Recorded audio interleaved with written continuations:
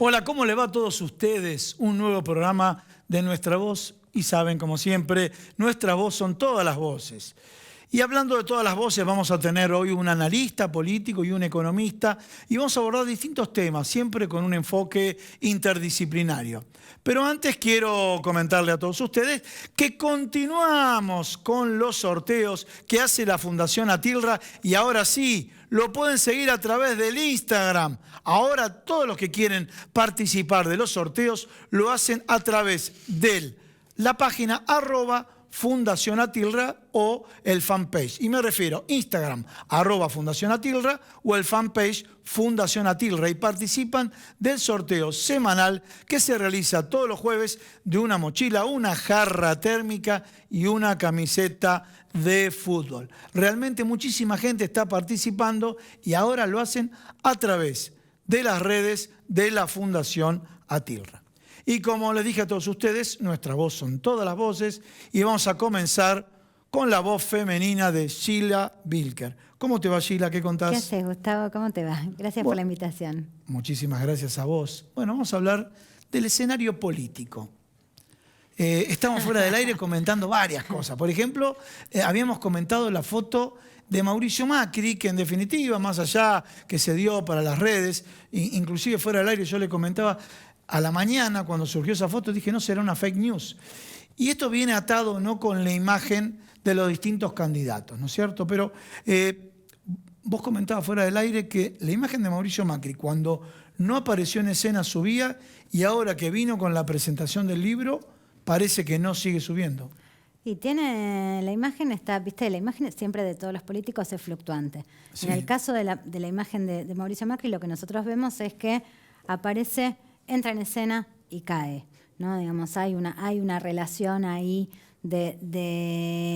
viste, cuando en el recuerdo vago aparece por ahí un poquito como a mejorar. O sea, en el recuerdo vago, discúlpame, ahora hago esta interpretación. El recuerdo vago es, no me gusta este gobierno, necesito un opositor. Exactamente. Entonces sube la imagen sí, igual de Mauricio Macri. Vos pensás que la imagen que tiene él y que ha tenido desde las elecciones del 19 a esta parte está por debajo de su rendimiento electoral. Claro. O sea que esto significa que hay gente que votó al espacio sin tener una buena imagen del líder. O sea, esto es algo que se verificó en octubre del 19 y siguió hasta el día de hoy. Lo que pasa es que, bueno, en el medio tuviste una oscilación que va de los 33 a los 38. En ese pivoteo lo que vemos es que, o sea, mira, 33 a 38 cuando sacó 40 41 puntos. 41, pero sacó 41 en lo que yo diría balotaje, ¿sí? Era una general. Tenías otra oferta. Hubo 6 puntos. Sí. Hubo 6 puntos. Pero una general, pero también una diferencia altísima con las PASO. Totalmente, absolutamente. Altísima con las PASO. ¿A qué voy con esto? Digo, la gente dijo, bueno, mirá, a estos espacios que le puse el voto, no quiero que gobierne el peronismo, se lo doy a Macri. Mira, a ver, esto se explica por algo que vimos en octubre y vamos a volver a ver en el 21 y volveremos a ver probablemente en el 23, que es que el voto hoy se va a ordenar más por los rechazos que por las aprobaciones o por las adhesiones. Probablemente los segmentos que terminen dirimiendo la elección terminen votando más por la lógica de mal menor o rechazo menor, antes que por abrazar. Digo, hoy lo que ves en todo caso es una escena de mayor divorcio de la ciudadanía en relación con los líderes y los dirigentes políticos. O sea, esto se ve, digo, como con mucha claridad. De hecho, si vos mirás cómo están las imágenes de todo el arco político nacional, de todos, nadie supera los 50 puntos de adhesión. Nadie. Es decir, todos tienen la mitad más 1 de rechazo. Esto significa que si vos pensás una mayoría en términos de la mitad más 1, ¿quién podría llegar a capitalizar eso? Bueno, hoy en términos de imagen no lo tiene nadie. Bien. No lo tiene nadie. Qué dato importante, ¿eh? Yo tengo la impresión ahí de que cada vez es más difícil para la clase política establecer un vínculo de ida y vuelta con la ciudadanía, ¿no? Está muy bueno eso, pero te voy a hacer esta pregunta. Lo que estoy viendo de los medios de comunicación es lo siguiente. Algunos medios y unos referentes que le hablan a los propios. Otros medios y referentes que le hablan a los propios. Si querés le ponemos la palabra grieta o no, si querés le ponemos la palabra halcones o no, pero en definitiva, el resto de la gente espera hasta las elecciones o, como dice Raúl Timerman, están en otra cosa, están en MasterChef y bueno, más cerca de las elecciones se van ubicando para qué lado van a inclinar su voto. Bueno, esto es efectivamente así. Vos hoy tenés un segmento de personas sin preferencia política o con nada, lo que nosotros llamamos el ningunismo, que no están en ningún lado y no el tema es cuánto pesa ese sector. Ese sector en el último tiempo fue creciendo y está cada vez, creciendo más. Hoy te diría que poco menos de 4 de cada 10 argentinos están ahí, en un lugar en el que no pueden señalar una preferencia por un espacio o por otro. Es decir, no hay nada que los exprese, no se sienten cercanos a ninguna de todas estas corrientes. Entonces, efectivamente, esa gente es la que más aplaza su decisión y la que más, de alguna manera, espaldas y por supuesto, manifiesta muy poco interés en la política y en enterarse de la escena política y, por supuesto, todo llega a todo, ¿no? Digamos, hay una idea en la opinión pública que es que finalmente, cuando nosotros indagamos, después, hay una idea de participación de un mundo común.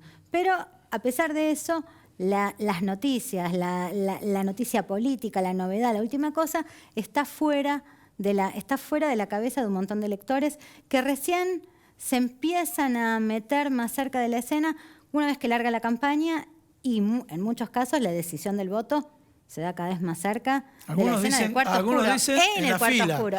En la fila. Incluso te diría adentro. Adentro del cuarto oscuro. Bien, entonces dentro de este contexto, lo que vos estás marcando, lo que vos nos estás diciendo, es que nos vamos a encontrar con que cada uno, como dijimos antes, cada uno se dirige a los propios. Los que están en el medio todavía no son sensibles a ningún mensaje. Y ahí viene la pregunta concreta, ¿la definición pasa por la vacuna y por la inflación este año? Porque digo la vacuna, referido a salud. Digo la inflación, referido a poder adquisitivo, economía, ¿no? Mira, acá yo creo que la pregunta es ¿cómo va a enfrentar el oficialismo esta elección? El oficialismo es una promesa en el 19 que tiene que ver con la reactivación económica. Sí. A poco tiempo de asumir, apareció la pandemia.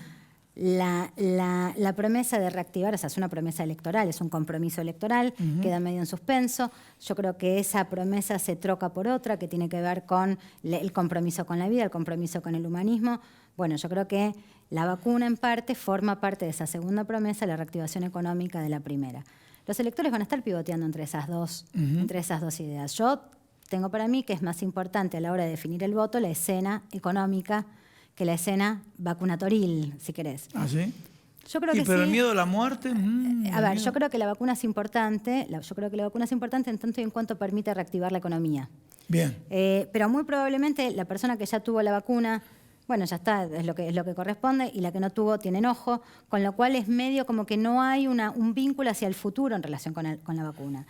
Y la política, en definitiva, cuando uno elige en función del futuro, de qué puertas abre un espacio, qué puertas abre un candidato, o qué puertas, o imaginariamente al menos, ¿no? O sea, el voto siempre es un ejercicio en relación con una hipótesis de futuro, y no un agradecimiento por el pasado, no se vota mirando atrás, se vota mirando adelante. Hipótesis de futuro. Sí.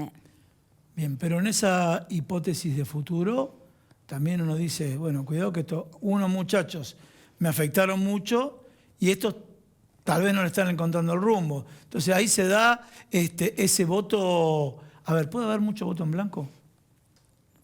Por ahora lo que estamos viendo es que hay algo de enojo y que hay una escena. Puede haber voto en blanco, puede crecer el voto en blanco, puede crecer.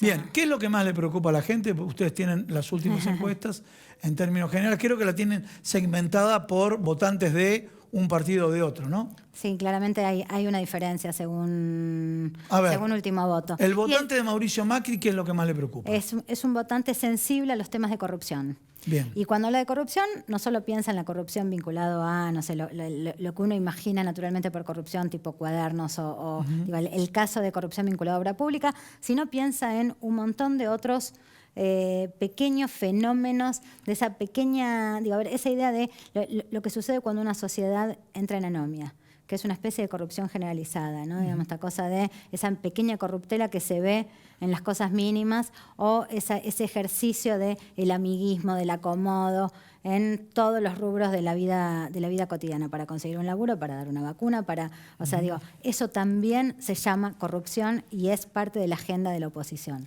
Ahora, yo te voy a hablar de los medios, sí. Y vos me decís, bueno, la gente en este caso permanece neutra a los medios. Los medios se ocuparon de un ministro que se vacunó a una secretaria de 18 años. Bien.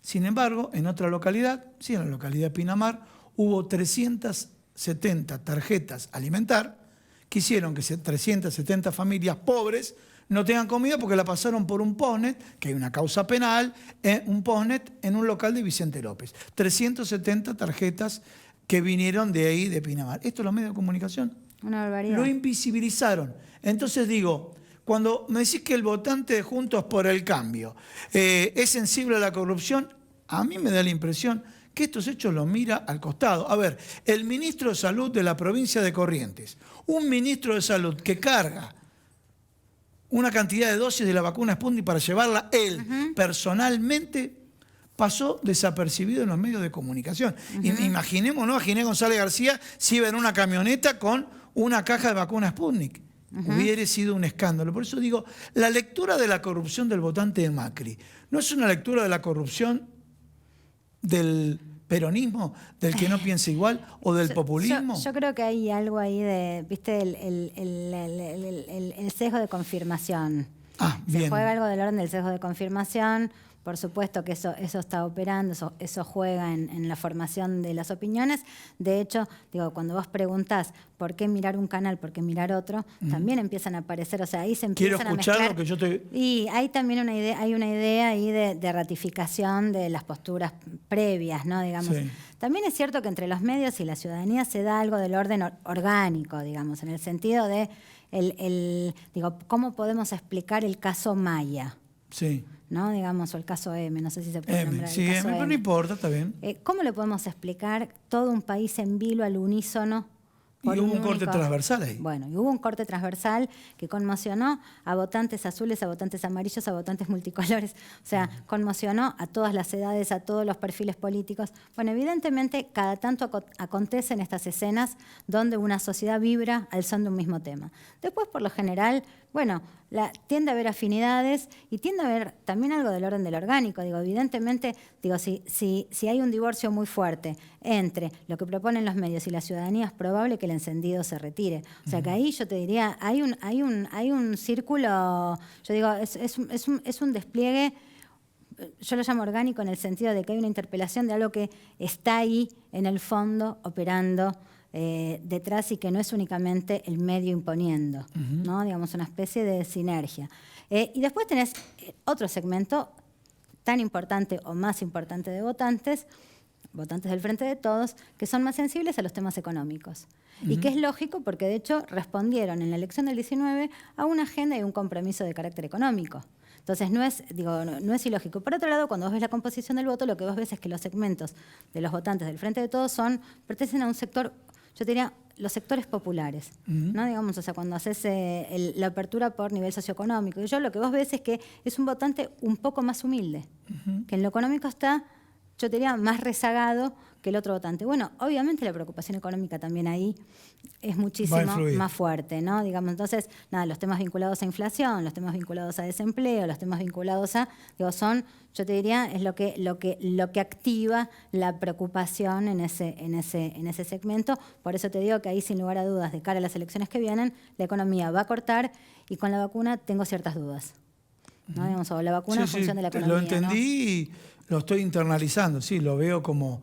O sea, si yo está muy bueno tu análisis, yo lo veía del análisis de que uno dice, Angela Merkel hizo una conferencia de prensa a 3 de la mañana en Alemania para decir que va a cerrar todo y está asustada con las muertes y de pronto, bueno, si me dan la vacuna aflojo un cambio, no, pero bueno, la percepción que vos nos diste también me hace abrir como, bueno, es un derecho adquirido, tiene que estar.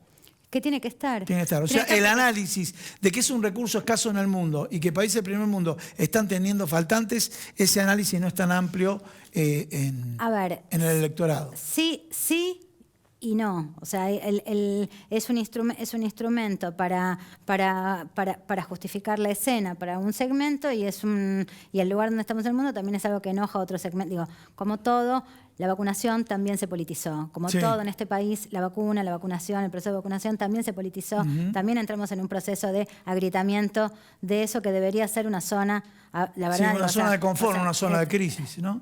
más que una zona de confort, una zona, digamos, de, bueno, a ver, Argentina. De confort digo que no hay grieta, de confort en materia de grieta, que ahí no hay grieta. Exactamente, una Argentina, ¿no? Sí, y sin embargo no pasa eso, lo que nosotros estamos viendo es, sea el tema que sea, cuando vos haces un análisis de la opinión pública según último voto, lo que ves es un comportamiento desigual entre unos y otros votantes. O sea Bien. que la grieta efectivamente responde a miradas distintas sobre el mundo. Y te cierro con esto, pero por cierto no. Bueno, que un científico americano diga, la vacuna Sputnik es de alta eficacia, de muy buena calidad, influye en la población en general, no en los medios de comunicación, ya lo sabemos, en la población en general para decir, bueno, este gobierno se jugó, el ANMAT lo aprobó, la ministra de Salud actual, que antes era viceministra, es especialista en vacunas, fue y le acertó con esta calidad de vacuna. O directamente, como vos decís, o como dijiste antes, bueno, tienen que encontrar lo mejor y ya está bien implícito. Más allá del ruido que se hizo de la oposición por envenenamiento vinculado al mismo. Claramente hubo un cambio feroz, fenomenal en la opinión pública respecto de la vacuna rusa, sin lugar a dudas. Pero voy ahí, ¿se traslada políticamente la decisión adoptada por el gobierno? Así como la vacunación VIP castiga al gobierno. Haber elegido una vacuna que es de alta calidad cuando nadie la elegía. La vacunación VIP no solo castiga al gobierno, castiga a la clase política en su conjunto. ¿Ah, sí? Sí. Bien. Sí, no solo al gobierno. Bien. Y haber elegido una vacuna, bueno, a ver, hoy la demanda es vacunen. Sí. No importa si es la rusa, la china, la americana, o sea, no importa cuál. La demanda es vacunen.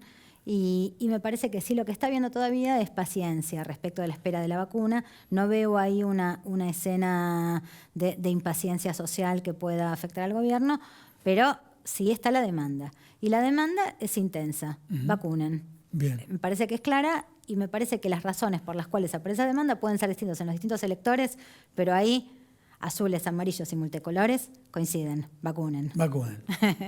Sheila, muchísimas gracias por estar con nosotros. Al revés. Señores, un pequeño corte. Quédate que ya en instantes hacemos el sorteo y hacemos después el último bloque con un economista. Se llama Nicolás Pertierra, del Centro de Estudios Scalabrini Ortiz. Atilra es artífice de un proyecto solidario, colectivo y social. Es una realidad que crece, se desarrolla, vive y se multiplica, pero sobre todo permanece en el tiempo. Atilra, más de 70 años sembrando de sueños el camino. Bueno, retomamos acá en Nuestra Voz y ¿saben qué? Lo prometido lo estamos cumpliendo porque hacemos el sorteo de todos los días jueves. Todos los que se anotaron en las redes sociales, señores, recuerden, ahora directamente se contactan con la red de @Fundación Atilra, ya sea la fanpage o Instagram @Fundación Atilra. Señores, y acá viene el sorteo. Ya le habíamos dicho que se sorteaba, que es una camiseta de fútbol, una jarra térmica y una mochila. Y el ganador del día de hoy, jueves, es Mario Saucedo. Su DNI termina con 419 y es de la localidad de Frank, de la provincia de Santa Fe. Felicitaciones, Mario Saucedo, el ganador del día de hoy. Su DNI termina con 419. Ya le vamos a entregar acá a Gabriela para que después se contacte con la producción de Atilra, con la gente de Atilra, para que haga el vínculo para la entrega del premio. Señores, tengo que agradecer, como todos los programas, porque tenemos quien nos viste acá en el programa, en Nuestra Voz, y a Sastrería Windsor el agradecimiento. Una sastrería tradicional con espíritu moderno, con espíritu joven. Realmente, sastres, ustedes tienen a tu medida. Trabajan todos los sastres a tu medida, las camisas, los pantalones, ya sea fiestas, compromisos, reuniones, todo esto en Sastrería Windsor. Y ahora sí, vamos a un pequeño corte. Quédate con nosotros, que vamos a la última nota del programa. Atilra es artífice de un proyecto solidario, colectivo y social. Es una realidad que crece, se desarrolla, vive y se multiplica, pero sobre todo permanece en el tiempo. Atilra, Más de 70 años sembrando de sueños el camino. Y ahora sí, estamos con Nicolás Pertierra, economista. ¿Cómo te va? ¿Qué tal? ¿Cómo estás? Muchas gracias. Bueno, vos integrás el Centro de Estudios Scalabrini Ortiz. Y bueno, un tema que está relacionado con el programa y quienes apoyan este programa, que es el gremio de la actividad láctea. Bueno, el tema de precios y salarios. Contanos un poco qué abordaje o qué estudios tienen ustedes. Bueno, lo que estamos viendo en materia de precios, sobre todo, es que este mes de marzo y también me parece que abril y mayo van a ser meses todavía de bastantes incrementos de precios. Sigue centrada la preocupación sobre todo en lo que es alimentos, que eso es lo que no afloja porque se vienen, ya sabemos que van a estar concentrados estos meses los aumentos de tarifas probablemente, los aumentos de combustible también, pero la atención, sobre todo, me parece la preocupación, más que la atención, está en el rubro de los alimentos, donde nosotros estábamos haciendo un relevo de cómo había sido la situación desde 2018 para acá, los últimos años, tomando un poco más de largo plazo que los últimos meses. Y lo que veíamos es que el sector alimentos tiene un colchón bastante importante con el aumento de precios respecto a los otros sectores. ¿Por qué? Porque lo que se ve, si partimos de marzo de 2018, por ejemplo, que los alimentos y bebidas aumentaron 240% y en promedio los precios aumentaron 210%. Es decir, que ¿En qué periodo estás hablando?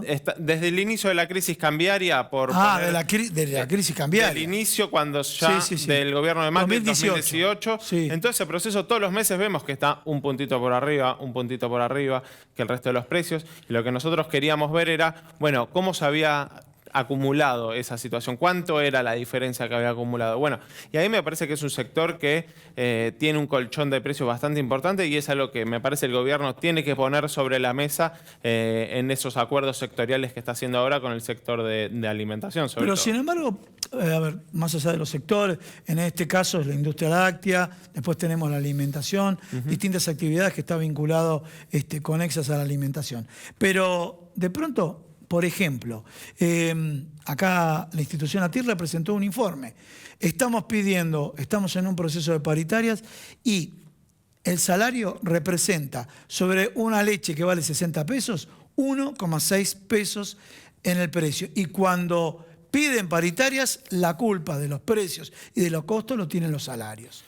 ¿Cómo es este tema, esta puja distributiva donde el sector empresario directamente pone como predominante de los costos los salarios y no es así? No, realmente no es así porque, bueno, de hecho se vio en los últimos años donde los salarios siempre vinieron perdiendo con la inflación, ¿no? 2018, 2019, incluso 2020 en muchos sectores y sin embargo la inflación no se alineó con eso. Es más, para este año el gobierno empezó fijando una pauta, 30% de los salarios, en principio fueron bastante alineados con esa pauta, entre 30 y 35%. ¿Qué hicieron? Me parece, previendo la posibilidad de que haya un sector empresario que sobre todo remarque por encima de esa pauta, se guardaron para los últimos meses del año, entre septiembre y diciembre. Muchos acuerdos cerraron por ahí hasta septiembre, tratando de ver cómo iba a ser la situación los últimos meses del año. Ahí me parece que va a ser necesaria una recomposición, sobre todo en los que tienen acuerdos, digamos, de convenio, del sector registrado, sector formal, que me parece ahí va a tener que haber una recomposición importante, porque los salarios se están alineando bastante en función de la pauta del gobierno. No se les puede achacar ahí ninguna responsabilidad en impulsar la inflación.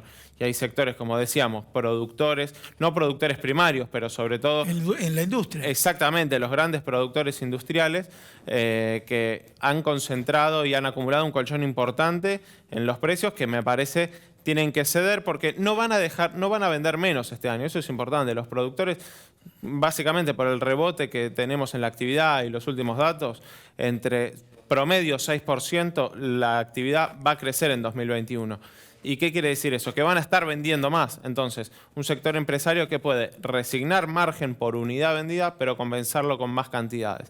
Y así dar espacio para que los salarios también se recuperen y estén por encima de los precios. Por eso, tienen que resignar no rentabilidad bruta. La ganancia que se lleven al final del año va a ser igual o superior a la del anterior. Pero sí que en la rentabilidad por cada producto, por cada unidad que venden sea menor, total va a haber mayor actividad y mayor cantidad de ventas. Bueno, tenemos muy poquito para cerrar, pero ahí lo tenemos a Martín Guzmán. Sí, está viajando, está negociando con las autoridades del Banco Mundial, está negociando con las autoridades del Fondo Monetario Internacional. ¿Qué considerás o cómo considerás de estratégica esta visita? Bueno, importante sobre todo porque sabemos que es un monto tan importante que se ha excedido tanto de los parámetros que solía otorgar el Fondo Monetario a los países en un monto de, el acuerdo inicial por 57, pero terminó siendo 45.000 millones de dólares, que los plazos que establece el fondo, también en su estatuto, como los plazos normales de pago, también quedan ajustados. Pensemos que la Argentina, si tuviese que ajustarse a los plazos que tiene el fondo en sus versiones más laxas, digamos, en sus más favorables, tiene un plazo de gracia de 4 años y medio y tiene que terminar de pagarlo unos 10 años. Eso quiere decir que tiene que pagar más o menos en promedio por año, a partir de 2025, 2026, 7.000 millones y medio de dólares por año. Básicamente, para ponerlo en comparación, el resultado del superávit comercial este año anduvo cerca, en 2020, cerca de los 10.000 millones de dólares. Así que es muy comprometedor también, incluso en lo que en los papeles el fondo tiene como más laxo y beneficioso para los países. Y a eso hay que sumarle también la reestructuración con los privados que se hizo. Si sumás eso, ya te vas a casi 20.000 millones de dólares. Me parece que hay que abrir también el margen, la creatividad también con el fondo, hacer ese acuerdo lo más laxo y pagable posible, porque estamos hablando de que sea pagable. Sí, que sea realizable. Bueno, muchísimas gracias por estar con nosotros, Nicolás. Muy claro, ¿eh? Muchas gracias. Bueno, señores, nos despedimos de todos ustedes. Recuerden, ya les mencionamos, todos los días jueves hacemos los sorteos y se contactan a través de la página @Fundación Atilra. Nos vemos la semana que viene con mucho más Nuestra Voz, pero también el día sábado la edición especial con música, arte y poesía.